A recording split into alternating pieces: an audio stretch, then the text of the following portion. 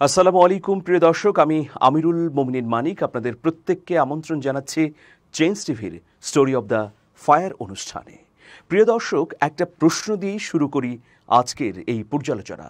5ই August ছাত্র জনতার অভূতপূর্ব বিপ্লবের পর এই আমাদের বাংলাদেশের মনন ও চেতনার প্রতীক শিল্পকলার প্রথম কাজটি কি হওয়া উচিত? আপনারা ভাবতে থাকুন। এ প্রশ্নের ওপর মতামত বিশ্লেষণের শেষ ভাগে আমি উপস্থাপন করতে চাই। বিপ্লবোত্তর বাংলাদেশে শিল্পকলা একাডেমির নতুন মহাপরিচালক নিয়োগ দেওয়া হয়েছে। তার নাম সৈয়দ জামিল আহমেদ। তিনি ঢাকা বিশ্ববিদ্যালয়ের অধ্যাপক এবং পিএইচডি ডিগ্রি প্রাপ্ত নাট্যকলা বিশেষজ্ঞ। তার বিরুদ্ধে মোটা দাগে অভিযোগ 3টি। প্রথমত, তিনি সাম্প্রদায়িক উস্কানি দিয়েছেন। দ্বিতীয়ত, তিনি গণ অভ্যুত্থানের চেতনাকে মুক্তিযুদ্ধের সঙ্গে সাংঘর্ষিক হিসেবে উপস্থাপন করেছেন। এবং তৃতীয়ত, তিনি কোন প্রক্রিয়ায় নিয়োগ পেলেন, এই প্রশ্নটি। দর্শক, এবার আসি প্রথম অভিযোগে। সৈয়দ জামিল আহমেদ সম্প্রতি ওয়াজ মাহফিল ও নারীদের বোরকা পরা নিয়ে আপত্তিকর মন্তব্য করে রীতিমতো সোশ্যাল মিডিয়ায় নেটিজেনদের রোষানলে পড়েছেন। 2024 সালেও কেন মেয়েদের বোরকা পরতে হবে? সৈয়দ জামিলের এমন একটি বক্তব্যের ভিডিও ফেসবুকে ছড়িয়ে পড়ার পর তাকে নিয়ে শুরু হয় নানা আলোচনা, সমালোচনা এবং নিন্দা। বক্তব্যের এক পর্যায়ে ওয়াজ মাহফিলের বিরুদ্ধে নাট্যকর্মীদের এগিয়ে আসার আহ্বান জানিয়ে সৈয়দ জামিল আহমেদ বলেন, আমরা কিভাবে ওয়াজ মাহফিলের বিরুদ্ধে আমাদের নাটকটাকে আরও জোরদার করতে পারি, এই কাজগুলো করতে হবে আমাদের। তিনি বলেন, আমি যদি সুযোগ পাই আমি চাইব যেন সেখানে জামাত আসে। এজন্য জামাত বলুক না কেন মেয়েকে এখনও 2024 সালে বোরকা পরতে হবে। তারা আমাদের কনভিন্স করবে কেন 2024 সালে শরীয়তি রাষ্ট্র ব্যবস্থা দরকার। প্রিয় বন্ধুরা, আসুন শুনে নেই তার বক্তব্য। আমরা কি করে ওয়াজ মাহফিলের বিরুদ্ধে নাটকটাকে আরো জোরদার করতে পারি, এই কাজগুলো করতে হবে। আমি চাইবো শিল্পকলা একাডেমি কেন যদি সুযোগ পায়, আমি চাইবো তাদের ওখানে যাওয়ার জন্য। এই জন্যে যে বলুক না কেন জানা কেন মেয়েদের এখনো 2024 সালে বোরকা পড়তে হবে, কেন 2024 সালে শরীয়তি রাষ্ট্র ব্যবস্থা দরকার। কারণ কোরআনে বলা আছে যে তুমি তোমার কোন নারীর দিকে নিরপেক্ষ দৃষ্টি না। তো আমি যদি দৃষ্টিটা না পাই, তাহলে আমি যদি সংযোগ করি, আমি যদি দৃষ্টি লাগান করি, তাহলে কেন নারী চলব আমাকে বলে দিতে হবে? এই কথাটার উত্তর জানাতে দিতে হবে। ওয়াজিন বা ইসলামী বক্তাদের বিরুদ্ধে নাট্যকর্মীদের সরাসরি যুদ্ধ করার আহ্বান জানিয়েছেন সৈয়দ জামিল আহমেদ। এদেশে নাট্যকর্মীদের কেন হঠাৎ এরকম ভয়াবহ বিপদে ঠেলে দিলেন তিনি? এদেশে ওয়াজিনদের যেমন ইসলাম প্রচারের অধিকার রয়েছে, একইভাবে নাট্যকর্মীদেরও নাটক করবার অধিকার আছে। সংবিধান তো তাই বলে। কিন্তু তিনি দুটো শ্রেণীকে একে অপরের বিরুদ্ধে উস্কে দিয়ে সমাজে এক ভয়াবহ শ্রেণীযুদ্ধ বাঁধার ভয়ানক খেলায় মেতে উঠলেন কেন? এর মধ্য দিয়ে বাংলাদেশে নতুন করে ধর্মীয় দাঙ্গার আশঙ্কা তৈরি হয়েছে। বক্তৃতার সময় যে চেহারা ভঙ্গি এবং মারমুখী অবস্থায় দেখা গেল তাকে, তাতে মনে হলো তিনি কোনো গোষ্ঠীর বিরুদ্ধে যুদ্ধে নেমেছেন। তিনি নাটকের ক্ষেত্রে অনেক জ্ঞান রাখেন এটা জানি, কিন্তু তার মননে অন্তর্গতভাবে যে রাজনৈতিক সাম্প্রদায়িকতা আছে সেটা সুস্পষ্ট। আল কোরআনে যেটা স্পষ্টভাবেই উল্লেখ করা আছে সেটা তিনি পাঠ না করে জামায়াতে ইসলামীকে ডেকে আনতে চান সমাধানের জন্য। এ কেমন ধৃষ্টতা! ওনার উচিত ছিল না জেনে এরকম স্পর্শকাতর বিষয়ে মন্তব্য করা থেকে বিরত থাকা। উনি অজ্ঞতার বশে ধর্মের প্রতি তার ভেতরের ক্ষোভটা এতটা হিংসাত্মক পদ্ধতিতে উগরে দিলেন, যেটা সাধারণত রাজনৈতিক দলের নেতাদের মাঝে দেখা যায়। বিপ্লবোত্তর বাংলাদেশে এরকম সাম্প্রদায়িক লোক দিয়ে শিল্পকলার সংস্কার কিভাবে হবে, প্রশ্ন রেখে গেলাম। দ্বিতীয় প্রসঙ্গে আসি। তিনি গণ অভ্যুত্থানের চেতনাকে মুক্তিযুদ্ধের সঙ্গে সাংঘর্ষিক হিসেবে উপস্থাপন করেছেন। দর্শক, চলুন একটা ভিডিও দেখি। ঢাকা বিশ্ববিদ্যালয় ফুলের রোডে সেলিমুল্লাহ হল, জগন্নাথ হল আর বুয়েট সংলগ্ন সড়কটিতে স্বাধীনতা সংগ্রাম ভাস্কর্য ভাঙা হয়েছে। এখানে রাজধানী সহ সারা দেশে প্রায় 1,500 ভাস্কর্য, রিলিফ ভাস্কর্য, মুরাল, স্মৃতিস্তম্ভ ভাঙচুর ও অগ্নিসংযোগ উপড়ে ফেলা হয়েছে। এসব ভাস্কর্য ও মুরালের বেশিরভাগই হচ্ছে শেখ মুজিবুর রহমানের স্বাধীনতা সংগ্রাম ও মুক্তিযুদ্ধ কেন্দ্রে। তিনি বলেছেন, ছাত্র জনতা ভাস্কর্য ভেঙেছে, যেটা মুক্তিযুদ্ধের চেতনা বিরোধী।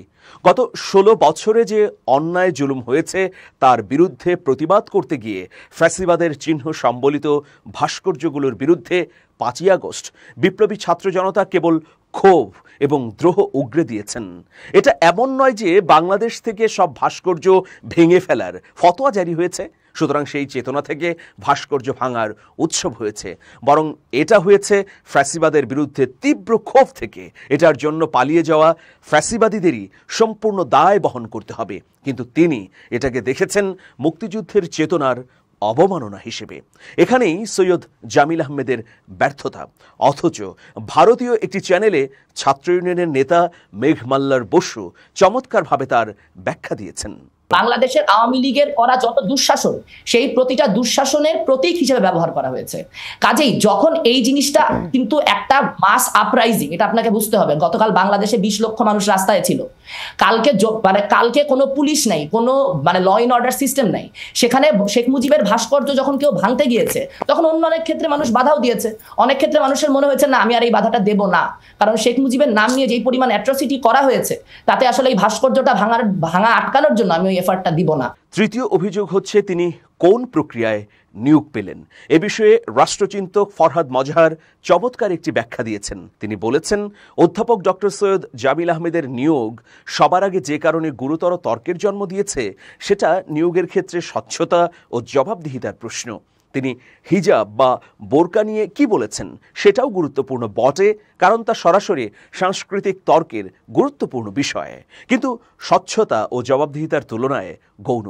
তাই বিভিন্ন গুরুত্বপূর্ণ রাষ্ট্রীয় প্রতিষ্ঠানে নিয়োগের ক্ষেত্রে অন্তর্বর্তীকালীন সরকারের সুনির্দিষ্ট কর্তব্য ও লক্ষ্য বিবেচনায় নেওয়া হয়েছে কিনা সেই প্রশ্নই প্রধান হয়ে উঠেছে।